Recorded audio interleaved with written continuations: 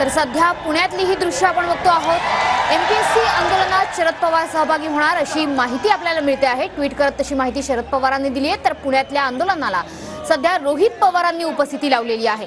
पुण्यात एमपीएससीच्या विद्यार्थ्यांचं आंदोलन सुरू आहे। परीक्षांच्या तारखा बदलल्या जाव्यात अशी आंदोलनकर्त्या विद्यार्थ्यांची मागणी आहे। 2 दिवसांपासून एमपीएससी विद्यार्थ्यांनी पुण्यामध्ये आंदोलन सुरू केलंय। आपले प्रतिनिधी योगेश बोरसे सध्या आपल्या सोबत आहे।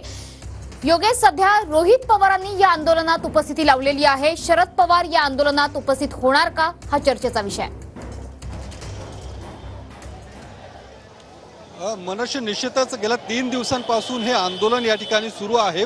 पुण्यातल्या शास्त्री रोड परिसरात हे आंदोलन सुरू आहे आणि आपण पाहू शकतो हजारोंच्या संख्येनं हे एमपीएससीचे विद्यार्थी आता रस्त्यावरती उतरलेले आहेत आणि यांची मागणी एकच आहे की आयबीपीएस आणि एमपीएससीची जी परीक्षा आहे जी 25 ऑगस्टला आहे ती एका दिवशी होऊ नये, त्याचा पेपर हा पुढे ढकलण्यात यावा, ही मागणी या विद्यार्थ्यांची आहे। त्यासोबतच कृषी विभागाच्या ज्या काही जागा निघालेल्या आहेत त्या जागांची वाढ करावी आणि राज्यसेवेच्या माध्यमातून या परीक्षा घेण्यात यावा, ही मागणी या विद्यार्थ्यांची आहे। आपण पाहू शकतो रस्त्याच्या दुतर्फा हे विद्यार्थी थांबलेले आहेत। पोलिसांचा मोठा बंदोबस्त या ठिकाणी तैनात करण्यात आलेला आहे।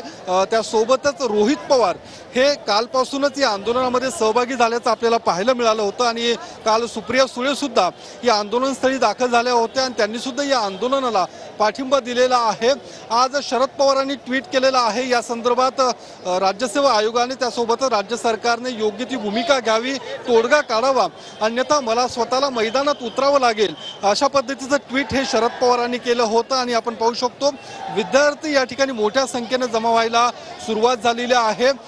राज्यसेवा आयोगाची आज बैठक सुद्धा आहे। या बैठकीमध्ये नेमका काय तोडगा निघतो, या विद्यार्थ्यांची जी मागणी आहे ती मान्य केली जाते का, हे बघणं महत्त्वाचं असणार आहे। मात्र विद्यार्थी आपल्या मागणीवरती आणि एकूण आपल्या भूमिकेवरती ठाम असल्याचं आपल्याला पाहायला मिळतंय। जो 25 ऑगस्टला होणारा राज्यसेवेचा पेपर आहे तो पुढे ढकलण्यात यावा, अशा पद्धतीचं या सगळ्या विद्यार्थ्यांचं म्हणणं आहे। कारण दोन्ही परीक्षांमध्ये अनेक विद्यार्थ्यांनी फॉर्म भरलेला आहे आणि या परीक्षेला आम्हाला जाता येणार नाही, त्यामुळे राज्यसेवा आयोगाची जी परीक्षा आहे ती पुढे ढकलावी, अशा पद्धतीचं या विद्यार्थ्यांचं म्हणणं आहे। आणि आपण पाहू शकतो नक्कीच योगेश, त्यामुळे या आंदोलनाकडे आपलं लक्ष असणारच आहे।